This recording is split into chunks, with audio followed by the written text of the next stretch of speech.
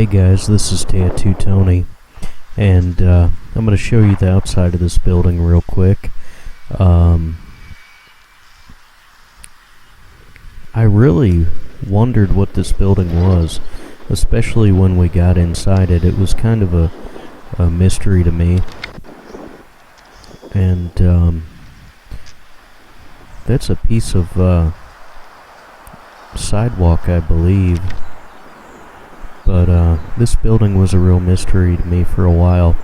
I do know what the building was, and I do know the history. That will be probably included in the second part of this video, because this building's pretty large. And I wanted to go through it and really try to preserve this building before it's gone, because I do not believe that it will be around for much longer. They're starting to tear down a lot of things in this particular area.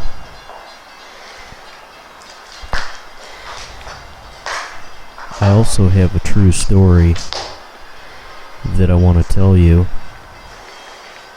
and I'm going to try not to interfere with our comments that we made while exploring.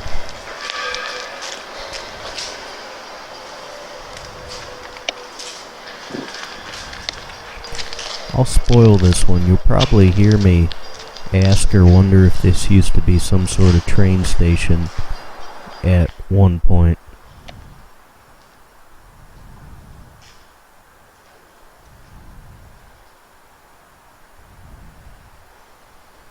This building was much more, though.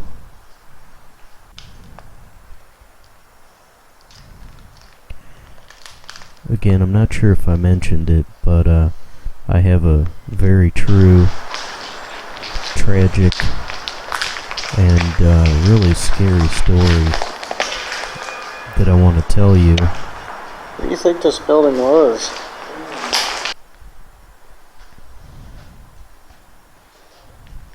So in any case, from this area, there was a homeless man that was convicted of first-degree murder. He told the story of how he dismembered the body of a Zachary Irvin, a 22-year-old man, inside a building in East St. Louis.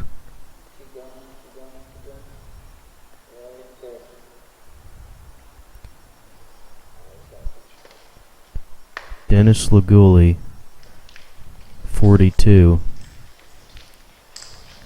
was sentenced to 35 years in prison. Testimony he gave in his hearing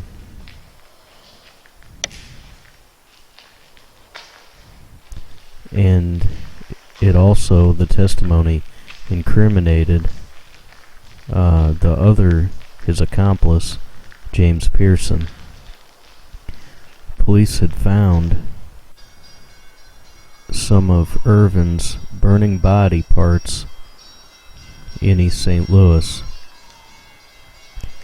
The evidence had led investigators to a large building where they found 3 rooms that looked like a slaughter chamber.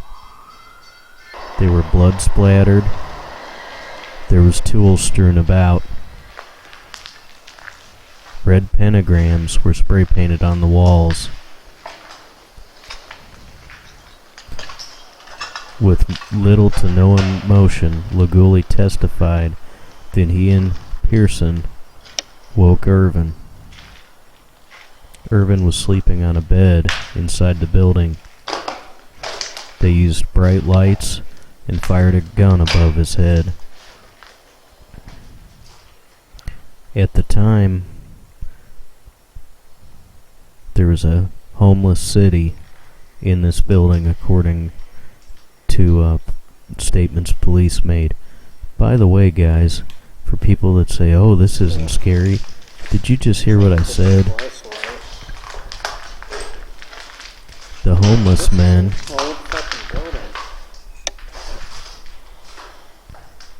had a gun. The homeless murderers that murdered another homeless man had a gun. So Laguli said they stripped Irvin, bound him, and put him in a lawn chair.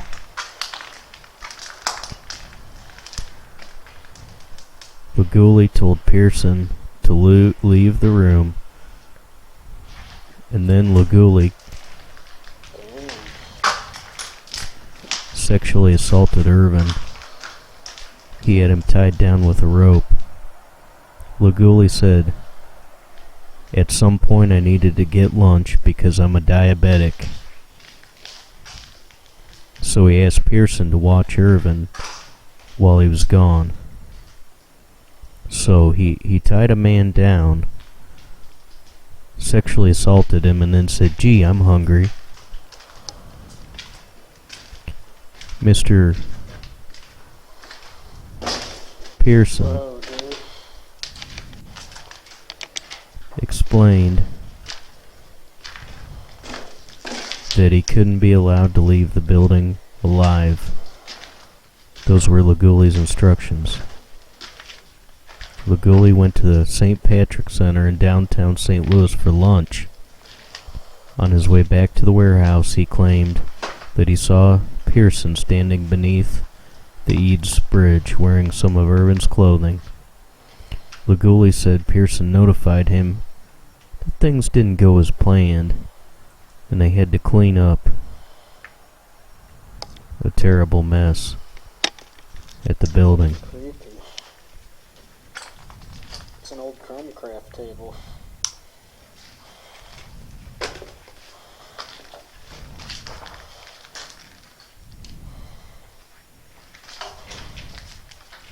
Laguli said Pearson told him that Irvin had freed himself and attempted to escape. Irvin was running back and forth between the rooms as Pearson shot at him. Take a break real quick. Somewhere in here, there it is. GD and pitchfork signs and 6-point star. That's gang graffiti. Gangster disciples. In any case, Irvin was running back and forth between the rooms as Pearson shot at him. He eventually shot him in the neck.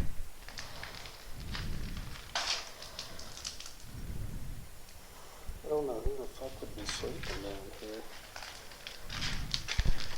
Irvin told him he was dying.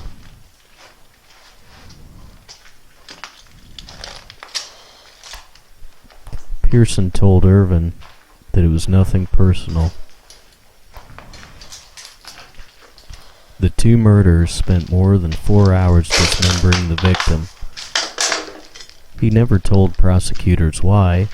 It just felt the need to dismember him.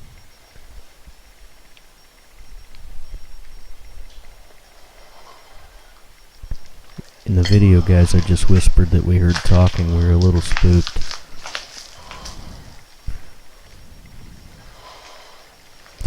Laguli told prosecutors he only planned to beat up Irvin to avenge a dispute he had with one of his friends.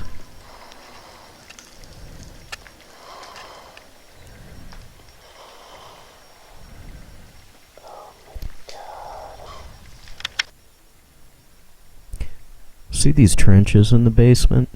They ran all over, and they're lined like with metal, and I'm not sure why these are running all over the basement. You'll be able to see that they run off in different directions. They're full of trash now. These rooms were just piled and strewn with litter and trash, food trash, liquor bottles.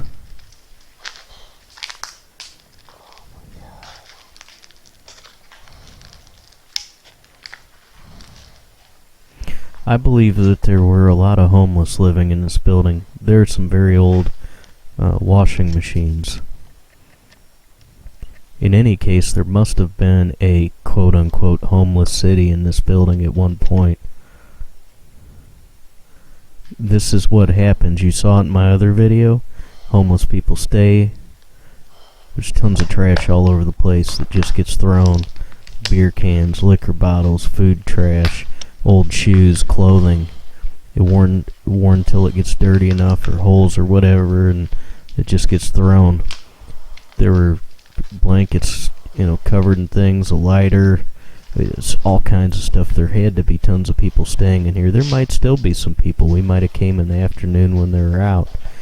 Many times, there's a old sink back there. Many times I wonder how it is that I manage not to run into homeless people constantly.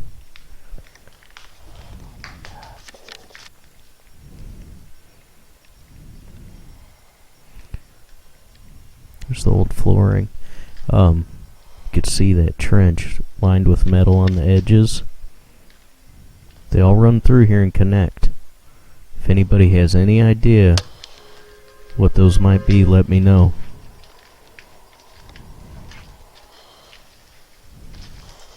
There's these small mattresses everywhere.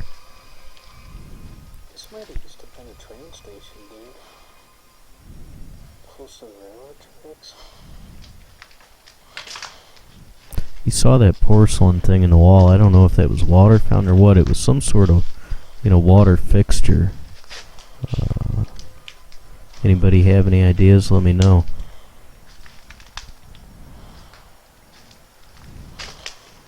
See more of the mattresses.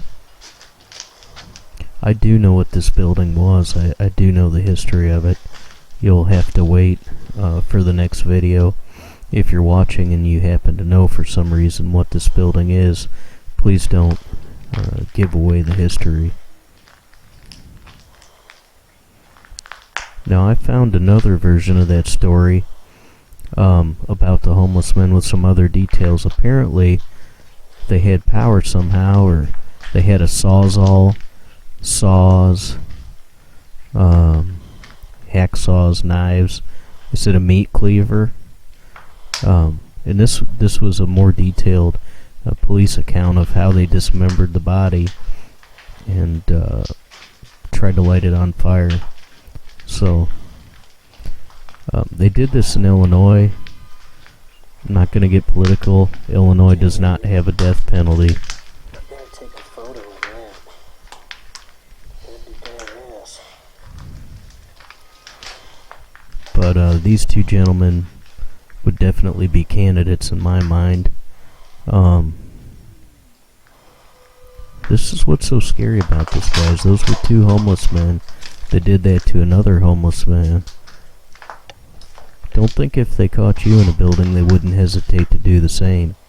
Because whatever the excuse or justification was, there's a name on that, but the gentleman said he did this to this man over a dispute. Isn't that a crazy justification for why he dismembered and sexually assaulted another homeless man? What kind of justification is that? It's crazy. Obviously.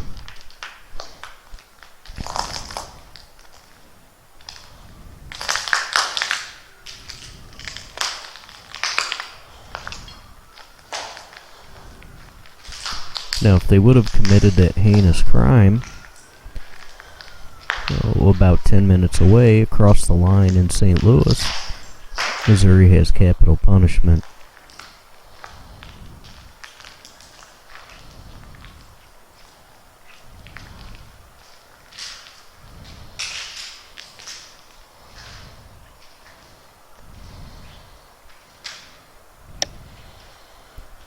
But in either way, I don't want to dispute the rights or the wrongs, but they would definitely be candidates if there was capital punishment in Illinois. I really found all these glass windows, the blocks. I thought that was really cool. Guys, you can support us on Patreon with as little as $1 a month. I appreciate all your support. Contact information. Thank you.